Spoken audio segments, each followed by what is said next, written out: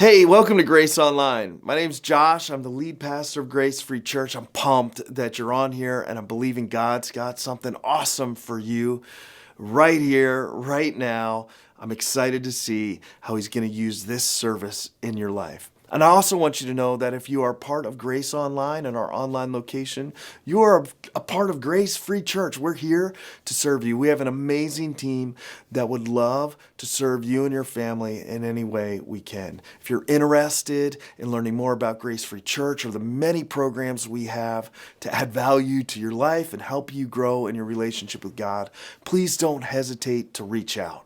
And by the way, if you're watching this on YouTube, jump over to gracefreechurch.live to get the full Grace Free online experience.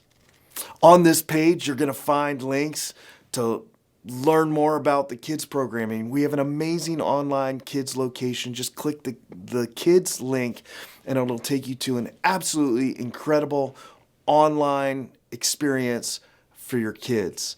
Don't forget to hit the connect link. The Connect link will allow you to kind of give us just a little bit of information about you so that you don't miss out on any of the really amazing things we have going on at Grace Free Church. Through that Connect link, it's the main way we communicate with you to let you know what's going on, changes in our ministry, new groups, exciting kids programs, fun things like our amazing Christmas Eve or Easter programs. You just want to be connected with us, so hit the connect button and don't miss out on anything. We're about to get started with our worship service, and there's going to be some singing. We'll have an incredible message for you following the singing, and some really cool stuff to end up the service. I really hope you stick through this whole service. I'm believing God's got something amazing for you, and I'm excited you're here. Let's worship together.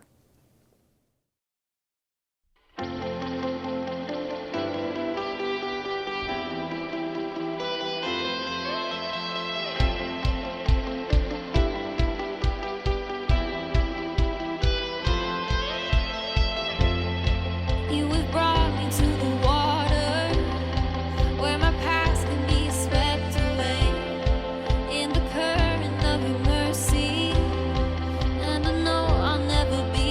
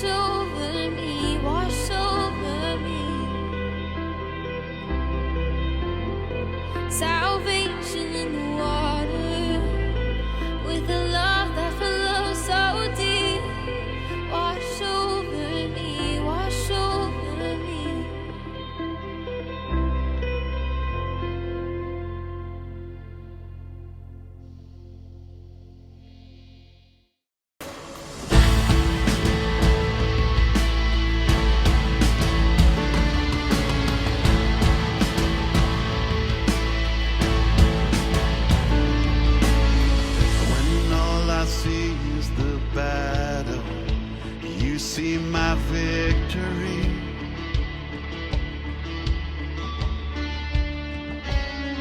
When all I see is the mountain, you see a mountain move. And as I walk through the shadow, your love surrounds me.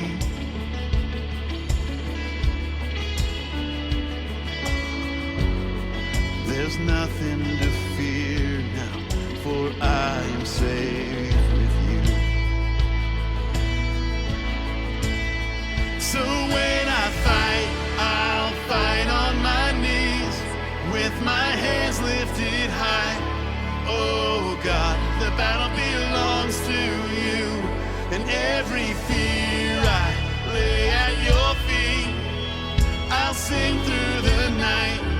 Oh God, the battle belongs to you.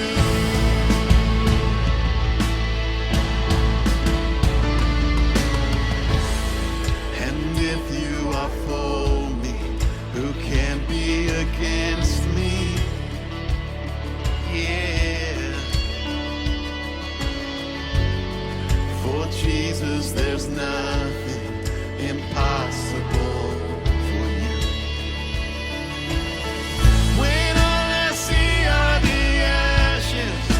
You see the beauty, thank you God. When all I see is a cross, God, you see the empty tomb. So when I fight, I'll fight on my knees, with my hands lifted high. Oh God, the battle belongs to you. And every fear I lay at your feet, I'll sing through the night. Oh God, the battle belongs to you. Almighty fortress, you go before us. Nothing can stand against the power of our God. You shine in the shadows, you win every battle. Nothing can stand against the power of our God. An almighty fortress, you go before us. Nothing can stand against the power of our God. You shine in the shadows, you win every battle. Nothing can stand against the power of our God. An almighty fortress, you go before us. Nothing can stand against the power of our God. You shine in the shadows, you win every battle. Nothing can stand against the power of our God. So when I fight, I'll fight on my knees, with my hands lifted high.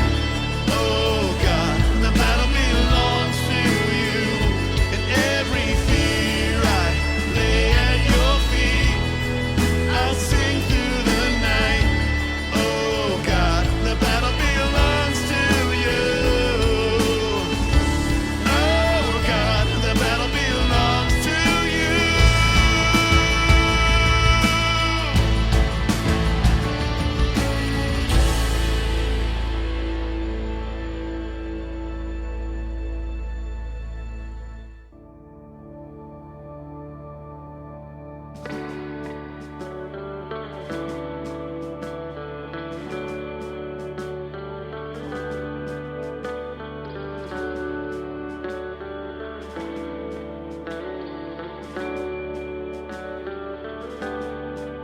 Hold me now in the hands that created the heavens.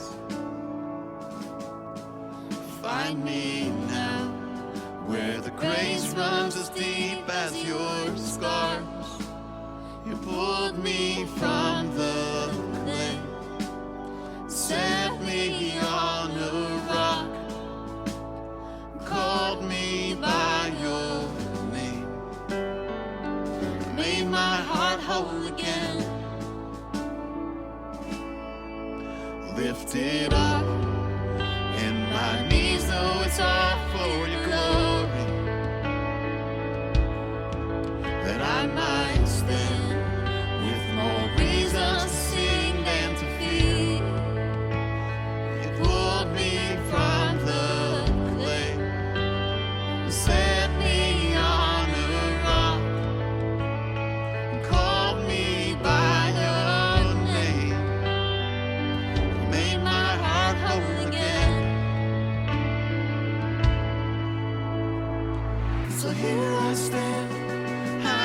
surrender. I need you now. Hold my heart now and forever. My soul cries out. Once I was broken, but you love my whole heart through. Sin has no hold on me, 'cause your grace wants me now. And that grace owns the ground where the grave did, where all my shame remains, left for dead in your way. You crashed those angel gates, you left no stone unturned, stepped out of that grave, shouldered me all the way. For you I stand, I surrender. I need you now. Hold my heart now and forever. My soul cries out. Once I was broken, but you love my whole heart through. Sin has no hold on me, 'cause your grace wants me now. Healed and forgiven. Look where my chains are now. Death has no hold on me, 'cause your grace wants that around. And your grace wants me now. Your grace wants me now. Your grace wants me now. Your grace wants me now.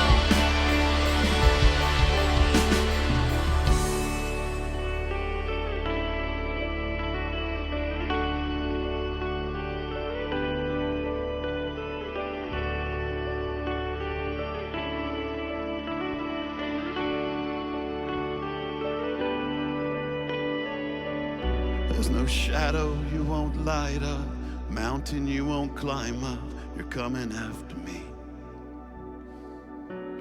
There's no wall you won't kick down, lie you won't tear down. You're coming after me. There's no shadow you won't light up, mountain you won't climb up. You're coming after me. There's no wall you won't kick down, lie you won't tear down. You're coming after me. There's no shadow you won't light up, mountain you won't climb up. You're coming after me. There's no wall you won't kick down, lie you won't tear down. You're coming after me. There's no shadow you won't light up, mountain you won't climb up. You're coming after me. There's no wall you won't kick down, lie you won't tear down. You're coming after me. Oh, the overwhelming, never-ending, reckless love of God. Oh, it chases me down, fights till I'm found, leaves a 99. I couldn't earn it, and I don't deserve it. Still, you give yourself away. Oh, the overwhelming, never-ending, reckless love of God.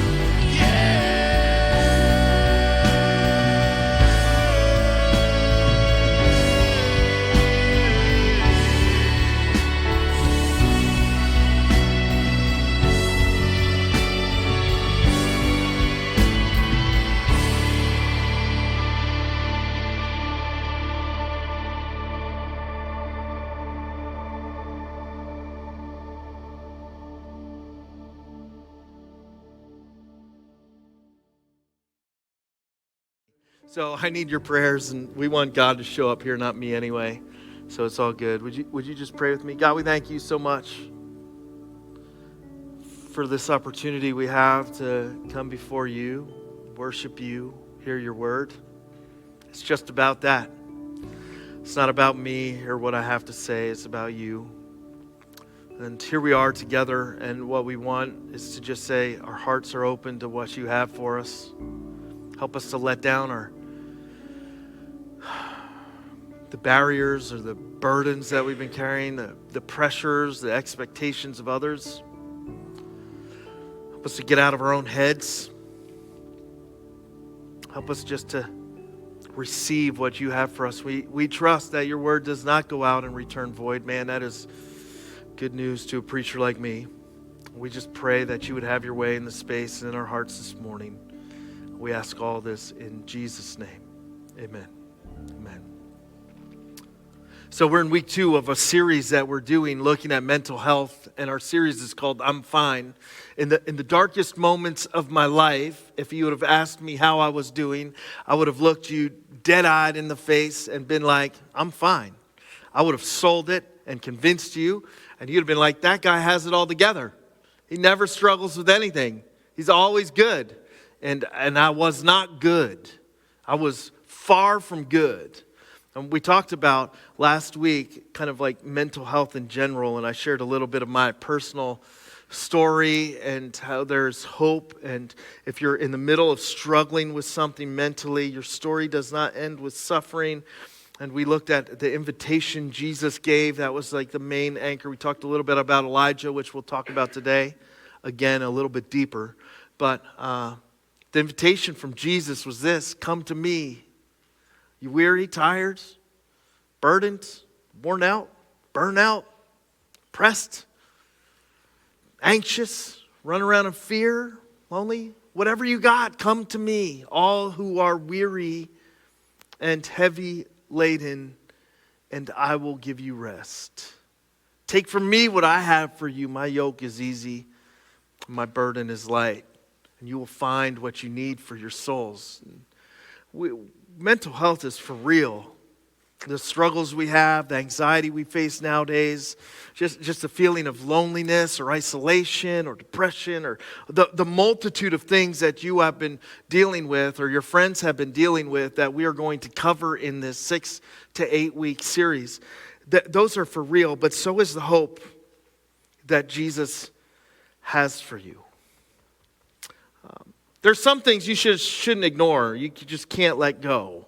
You have to keep your eye on and pay attention to. One of those things is abbreviations in text messages. I heard the story about this mom who texted her son, "Your uncle has died, LOL." And he was like, "What? What kind of sick joke is that? What do you mean? Like, that's not funny, Mom." And she's like, "Of course it's not funny. Your uncle, who we all loved, is dead." And he's like, "Well, why did you type LOL?" And she said, "Because lots of love." And he's like, "It doesn't mean lots of love. It means laugh out loud." And she had been sending it to everybody. You got to pay attention. Some things you can't let go. One of the things I always knew I had to pay attention to or didn't let go, and part of the way I'm wired and the anxiety that I have to deal with is a lot of it gets tied into my health. And I don't know, you're not my therapist, so we don't have to dig deep into why that is. I have a therapist, and that's their business. But like, I always knew like you got to pay attention to like things that are going wrong with your body. I've had this fear of like cancer and issues and dying, and some of that ties in with my mother and those experiences and the kind of trauma of that. And so I always like freak out if I have a medical issue. And what you may not know about me, since this series is obviously way more transparent than I ever felt comfortable with, I might as well like embrace it, right? Like, you want me to embrace it and just tell my story? So when I was 16, I started what would be a really long addiction to nicotine through dip, chew tobacco, you know, lump in your lip. You guys are from the skook, right? Like, you dudes know what I'm talking about. Some of you women know what I'm talking about. One of my staff members came up to me after the 9:30 and said, "Yo, my wife used to chew." I'm like, too much information, bro. But I know where we're from, right? Like, I know where we're from. It's not surprised. I don't want to know it, but I'm not surprised. And when I was 16, I remember one of my baseball buddies who was much older on the team and could actually buy the stuff legally, give me a can of Copenhagen, and that began like a long, very messed up relationship with nicotine that lasted into my 20s. And I remember in my 20s, we were starting a family, and I was married, and just had my littlest, who's, I don't want to tell you what she's up to now, because that'll really date me. But, and a family, and I was just like, it was how I coped with stress, right? Like, you guys know, right? Like, don't nod, but some of you, like, know, right? Like, it's just coped and deal with the pressures and anxiety of life and all that stuff. And I remember all of a sudden looking in the mirror and being like, what's that? You ever have one of those moments where you're like, what's that? What is that lump? Or what is this bill? Or what is that? What is this news? What's this diagnosis? Where did that come from? I didn't expect her to say that to me. You ever have one of those like, oh man, I don't know what's going on moment? And what's it spark in you? Probably what it sparked in me is an intense amount of fear. Now, here's my confession, is that when it comes to my health, I am usually pretty terrible and dysfunctional in handling my fear. All of us experience fear. That's part of God's design for our lives. We're supposed to experience fear to help protect us, to keep us safe. That's what God is. It's a beautiful part of God's design. But what we're not supposed to do is let fear drive our lives. Because fear is a terrible driver. And it'll take you to some really dark places. Fear is what underlies a lot of our mental health struggles these days, and I'm no different. I struggle greatly with fear, especially as it relates to my body. And so the first thing I did when I realized I had this huge lump right here, and I don't know if you know this, but right here behind your ear and your jaw, you have a salivary gland on both sides. And my left one was blown up, and still is bigger than my right one today.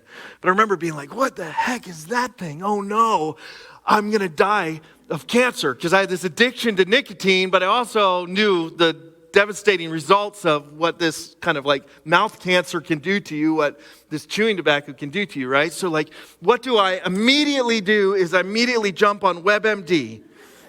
Anybody here got a WebMD thing they do? You rock the WebMD? I don't know whoever created it, but I know they had a little meeting somewhere. I'm guessing, I don't know. And they got together and they were like, ooh, I got an idea. And they were like, what's the idea? Let's put all the medical issues onto the web so that people can search their own diagnosis. And somebody was like, that's going to make us a lot of money. And then the lawyer was like, yeah, but we're also going to get sued for a lot of money. And they probably sat around thinking about how we're going to fix it. And I know how they decided to fix it. They decided to fix it by putting, and also, it may be cancer, behind every diagnosis on WebMD. Have you seen this? Like, you got a sneeze, your knee is creaking, you got a little twitch in your eyelid, and you type that in, and it'll say, it's probably nothing, but it could also be cancer. I went spiraling down this desperate hole of fear. It was driving me to some really dark places. I remember convincing my wife. I can be very convincing. This is bad. It's got to be cancer. And she's like, you got to be crazy. It's not cancer. I'm like, it's cancer. I know it's cancer. How do you know it's cancer? WebMD, and I can feel it, right? Like, I know it's cancer. And she's like, well, it's not, but you should go to the doctor if it's that concerning to you and all this stuff. And I got this little child, so before I go to the doctor, I record myself a goodbye video, because I hide it on my computer. Some of you have done this. You know you have. Like a little goodbye, like, honey, my face is probably messed up when you're watching this. Maybe I'm even dead, right? I wanted to record it while I still look like your daddy. That's sad, dude. Like, I probably still have it on a hard drive somewhere. I should find that and delete it. But I remember recording that video, like, for real. Like, That's a real thing I did. I was so convinced. I would call my one buddy who was like kind of a mentor growing up in California. I'd be like bawling on the phone, like, I'm dying, bro. I'm dying. You don't understand. He'd be like, whoa, take a breath, man. Just get it checked. Like, just take a step. I went to the doctor. I did all of the ear, nose, throat things, got all the scans you need to get. Eventually, I'm sitting in the doctor's office. I had gotten myself so worked up. I'm sitting there. I took my wife so that she could hear my death sentence with me. You know, one company, like proof, I'm dying. He said it, you heard it, right? Like, this is bad. And I'm sitting there in his office and he says, Josh, like, why do most of my stories include a doctor convincing me that I'm to come back from the edge, right? Like, I don't know why that is. But I remember sitting there and he looks at me and he goes, listen, the scans came back, everything's good.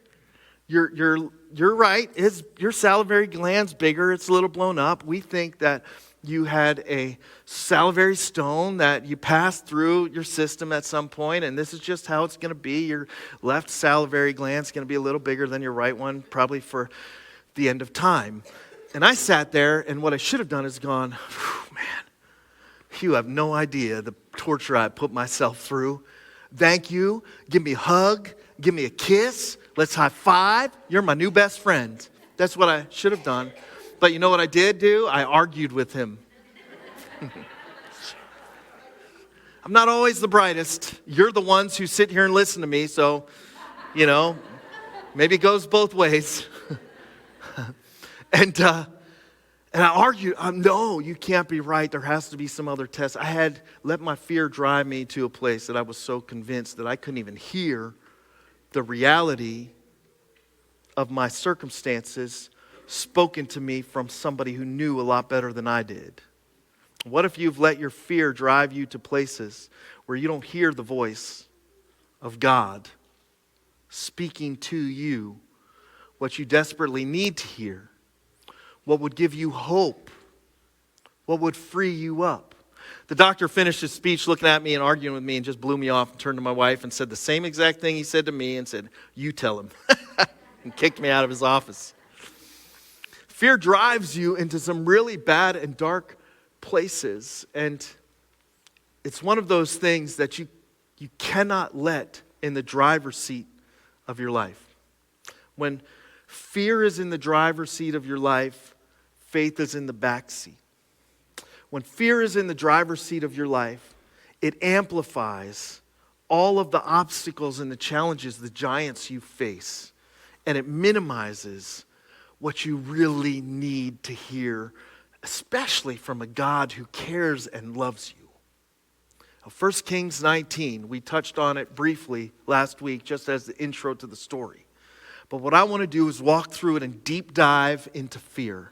Now, I hope you're not struggling with fear. I convinced myself after the first service, because the sermon bombed so badly, that this was a complete waste of time. Why am I spending a whole message talking about fear? Probably nobody ever deals with it. Nobody ever feels it. But then I reminded myself that God talks about fear a lot, over and over and over again, way more than 300. You might have heard 365 times it says in the Bible, like, fear not. It probably doesn't say those exact words 365 times, but the essence of those words, it's way over 365 times. God talks about fear a lot. So I thought, well, I'm not better than God. Maybe I could tough out this sermon and just make it better than the junk I fed the 9:30 crowd. You ready? Follow along with me. Elijah had been epically courageous so far. This was a prophet warrior. A warrior prophet. Say it however you want to say it. This wasn't some like preacher wearing untied sneakers. This guy was like legit. He pops onto the scene at the beginning of 17. And before you take a nap today, if you want something fun to do, before you jump on Netflix, like just read the story of Elijah from 17 through 19. It is an absolute incredible story. He pops onto the scene out of nowhere in chapter 17, stands up in front of a nation, in front of a king, and goes like, hey, you guys have walked away from God. I'm paraphrasing here. You'll have to read the whole thing for yourself. It's not going to rain. You know how crazy that is? That's some boldness. That's some courage. I hate telling you things that I think you might not want to hear. I don't like it. I got to do it. It's my job. It's my calling, right? But like, it takes courage sometimes to speak hard things to people, you know. It's taking you courage to speak hard things to people you love. And here's a guy standing up saying the hardest thing to an entire nation, not just of the king and the queen who have gone completely off the rails following these gods of Baal, not just to the prophets of Baal, these false religionists following this empty God to empty places, not just to them, but to husbands and wives and kids and children and grandkids of the nation, all who have been caught up in the consequences of everyone turning their back on the true God and walking to this false God. And here he is courageously by himself, front and center going, it's not gonna rain. It's not gonna rain. You guys have turned your hearts away from God. Turn back to him. This is the consequence of chasing these idols. That's some courageous stuff. This guy was tough. He went and lived by a brook. God fed him with birds. Like, that's opposite of what should happen at a park, right? People feed birds at a park. The birds are feeding. It's a crazy story. And then the brook dries up. And so Elijah, he goes to this woman's house and he's like, hey, can I have a little bit of food? And she's like, actually, sir, you can't because this is all I have. I'm going to cook the last meal for me and my son, and then we're going to die of starvation.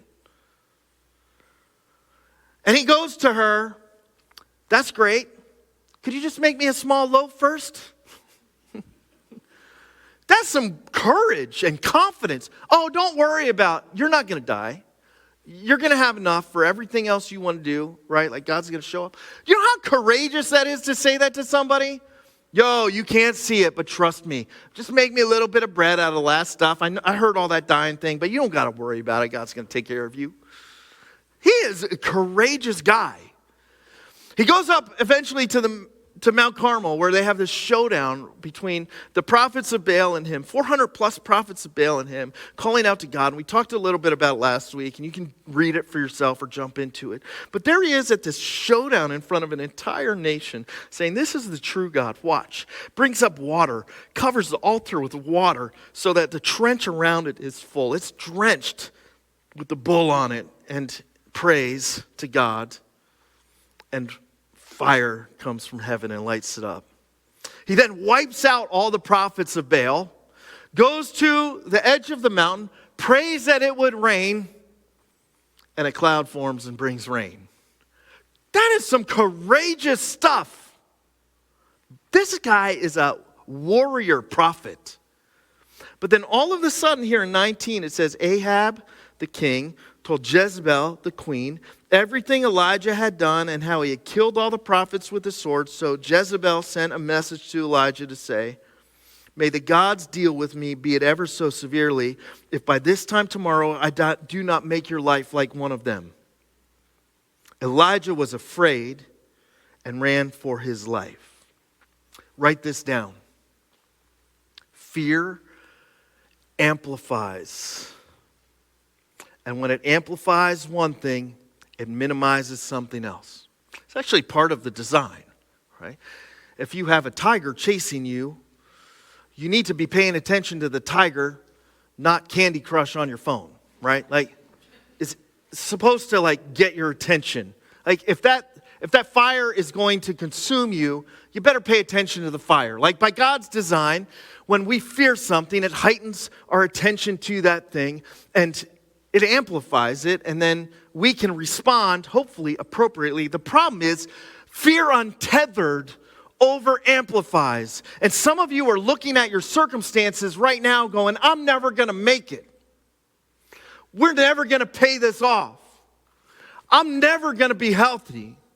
This is going to kill me. I'm going to be alone forever. You're thinking things like that. It's not because it's the reality of your circumstances. It's because you've been letting fear drive.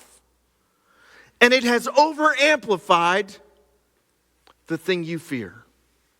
Your giant's too big because fear is in your driver's seat. I've been there, man. Like lots. I get it. And the real problem is when you let fear untethered amplify your giant, it minimizes God's voice. Elijah was afraid and he ran for his life. When he came to Beersheba in Judah, he left his servant there while he himself went a day's journey into the wilderness.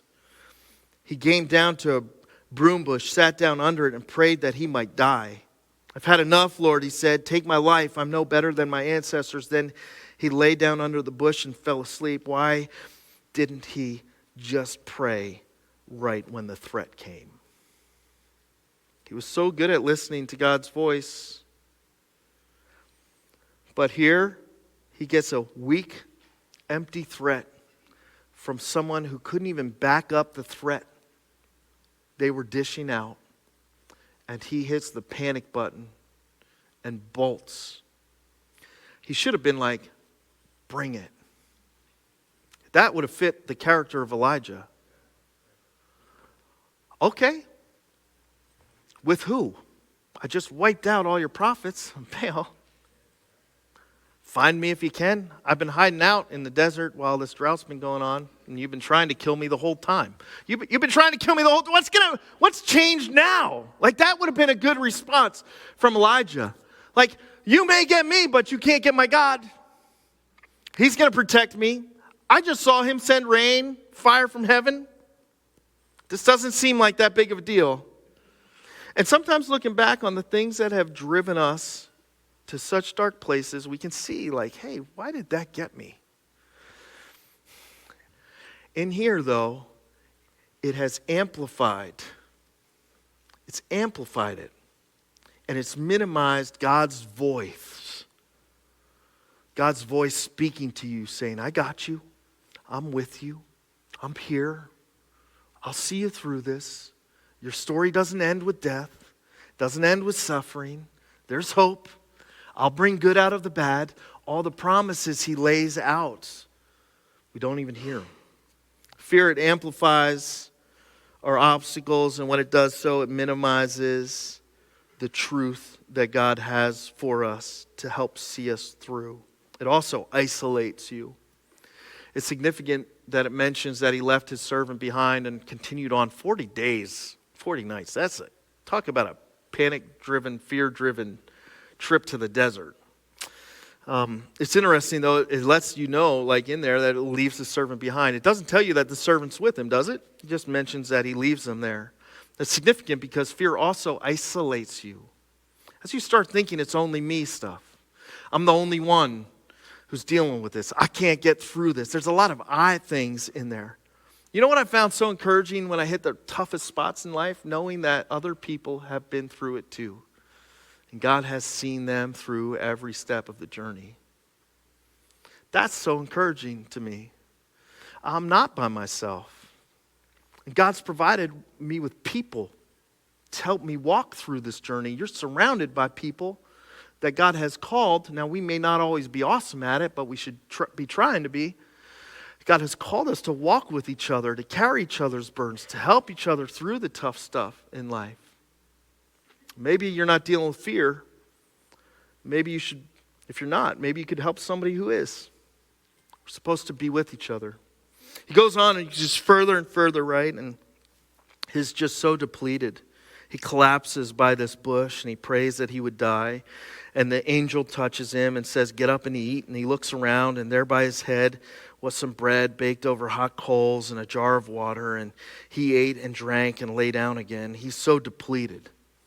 A side note, it's getting way easier for me to read my Bible when it's laying all the way down here, and a lot harder when it's all the way up here. Man, 30s are something. They really get you. That wasn't funny. What are you laughing about? He's so depleted. He collapses. He's not even going to make it running in the wrong direction to where God plans on meeting him. He's not going to make it because he's so depleted.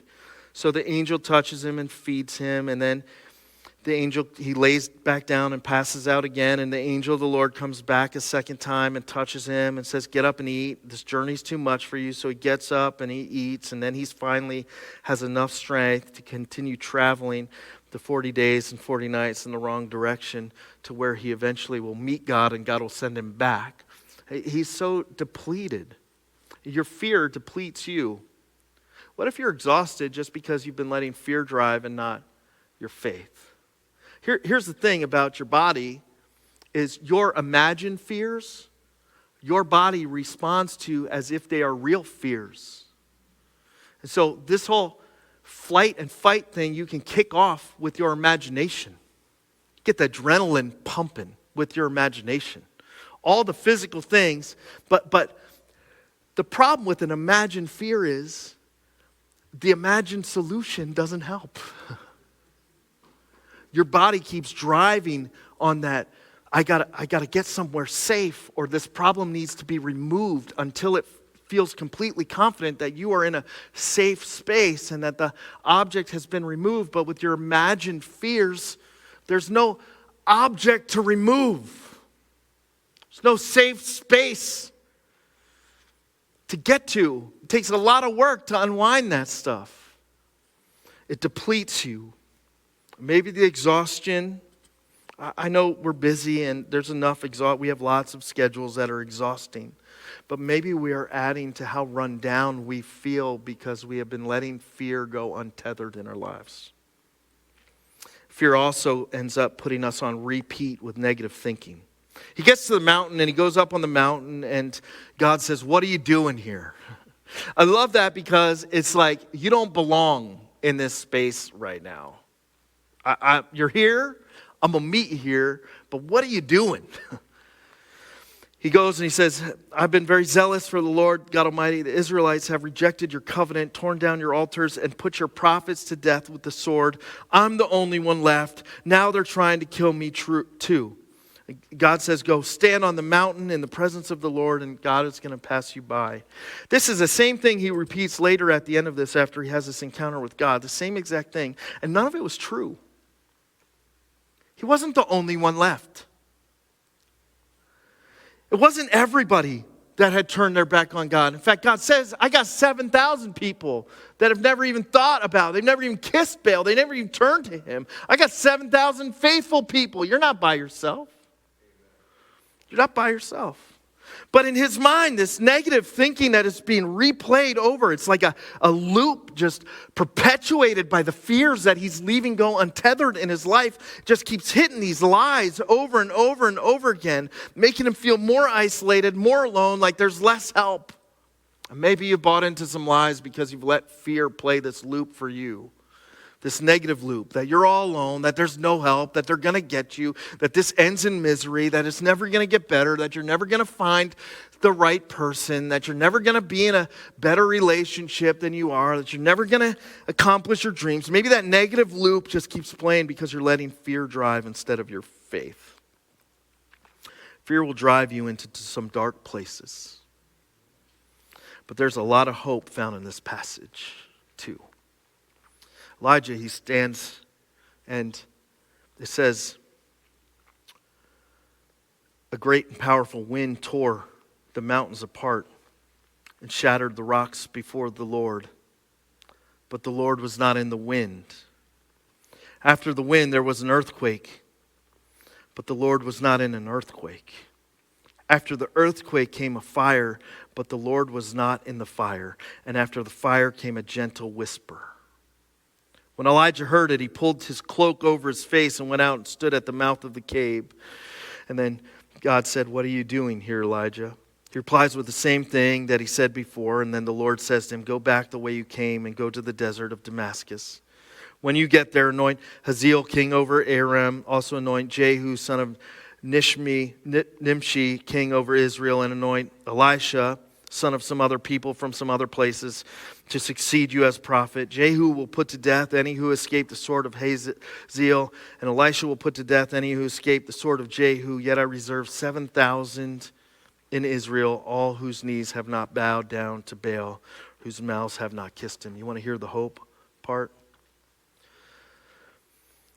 It's time to let faith drive. Some of you need to make a conscious decision.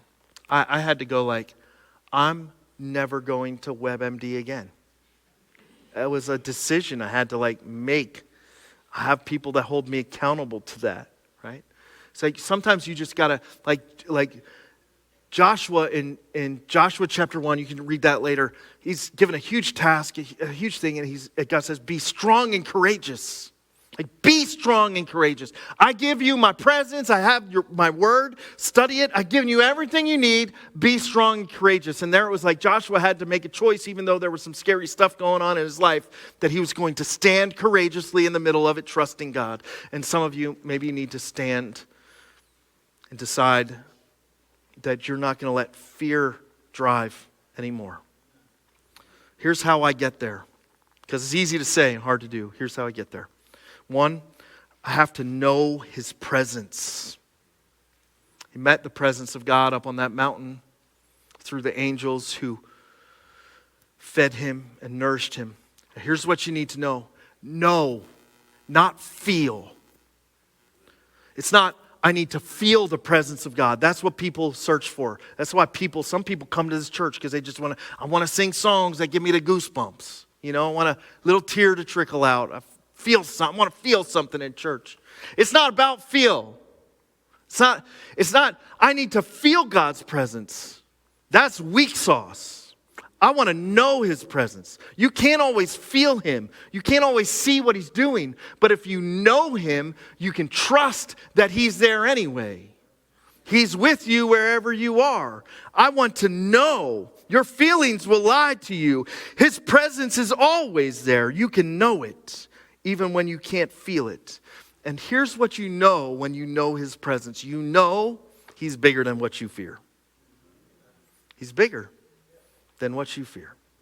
Here's the second thing that helps me stand courageously. I need to see his provision. Fear blinds. Fear makes our memory short. I need to see how he has been there for me in the past. I need to see that he's doing something in the middle of my now.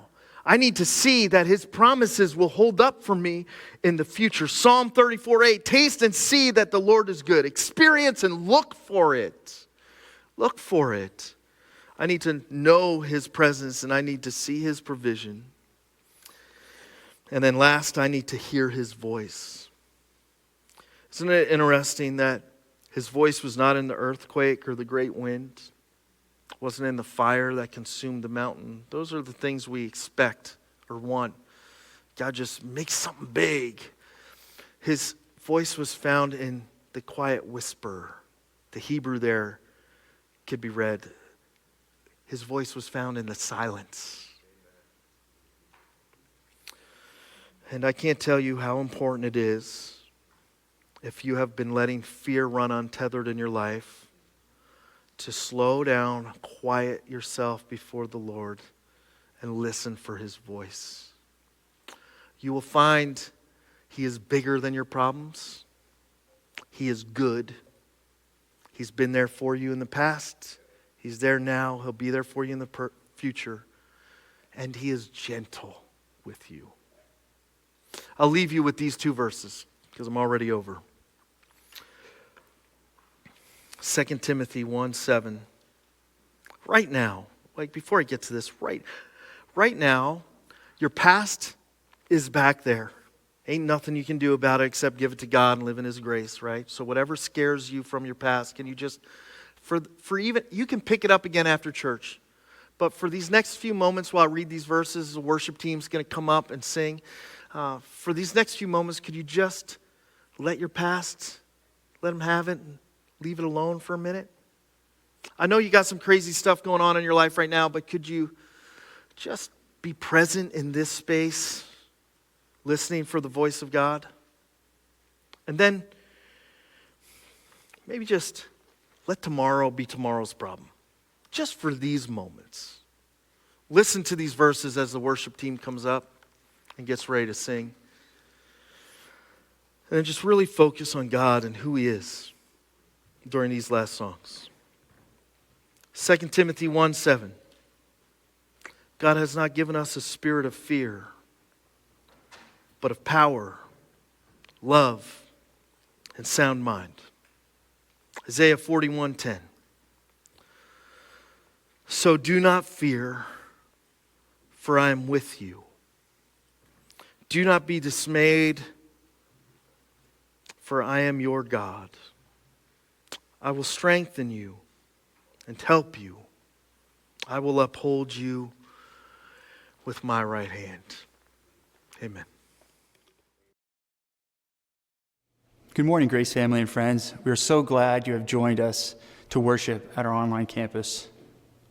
I want to take a moment and talk a bit about why we as a church encourage giving. Did you know that giving is considered an act of worship? It's true. Paul addressed the Philippian church on this very thing. In Ephesians 4:18 through 19, Paul states, I have received full payment and have more than enough. I am amply supplied now that I have received from Epaphroditus the gifts you sent. They are a fragrant offering, an acceptable sacrifice, pleasing to God. Paul, of course, is referring to their offerings here. Paul continues, and my God will meet all your needs according to the riches of his glory in Christ Jesus. Paul used these gifts to further the mission of spreading the good news of Jesus Christ. And just like Paul, our mission at Grace Free Church is to share this good news throughout Schuylkill County. We want you to be a part of this mission as well. By partnering with us, we can reach the people of Schuylkill County. In fact, we can't do it without you. You may be thinking, how do I partner with Grace Free Church? Well, one way is through giving. We made this partnership process very simple. In fact, we have several methods to assist you in joining this mission. You can mail your gift to the church. You can text your gift to 570-528-2060, or you can give online by clicking the Give Online button on this page. The Give Online button also has a recurring giving option, which is a great way to schedule your gift giving. We appreciate you and are excited to see what God has in store for this church.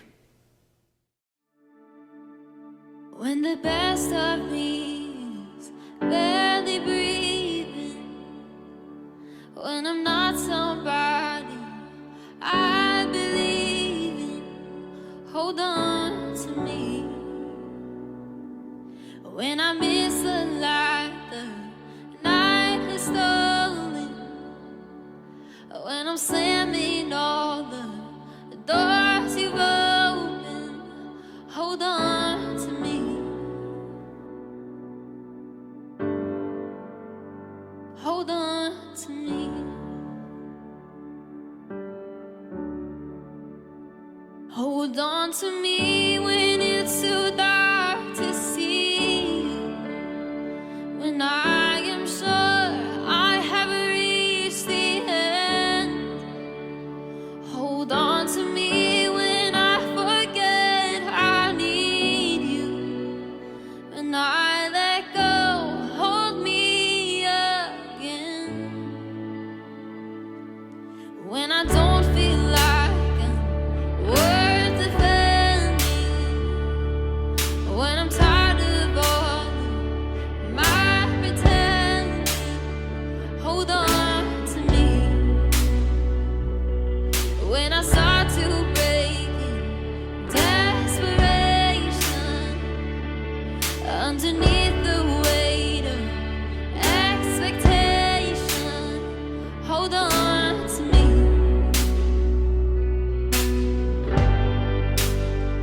Hold on to me.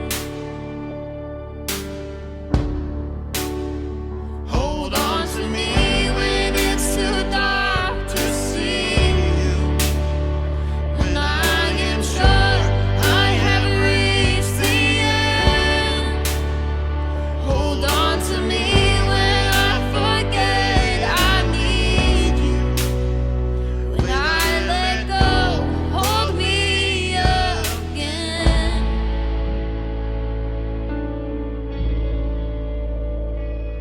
I can stand here in your arms forever, 'cause I know nobody loves me better. Hold on to me. Hold on to me.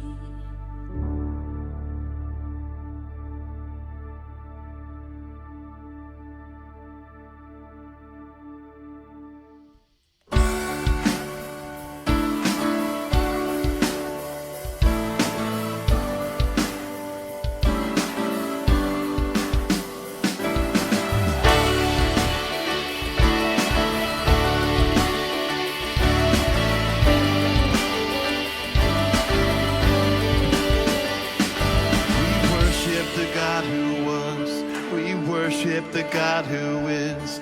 We worship the God who evermore will be. He opened the prison doors. He parted the raging seas. My God, He holds the victory. Yeah. There's joy in the house of the Lord. There's joy in the house of the Lord today. And we won't be quiet. We shout out your praise. There's joy in the house of the Lord. Our God is surely in this place. And we won't be quiet. We shout out your praise. We shout out your praise. We sing to the God who heals. We sing to the God who saves. We sing to the God who always makes a way. 'Cause He hung up on that cross and He rose up from that grave. My God, still rolling stones away. There's joy in the house of the Lord. There's joy in the house of the Lord today. And we won't be quiet. We shout out your praise. There's joy in the house of the Lord. Our God is surely in this place. We won't be quiet. We shout out your praise.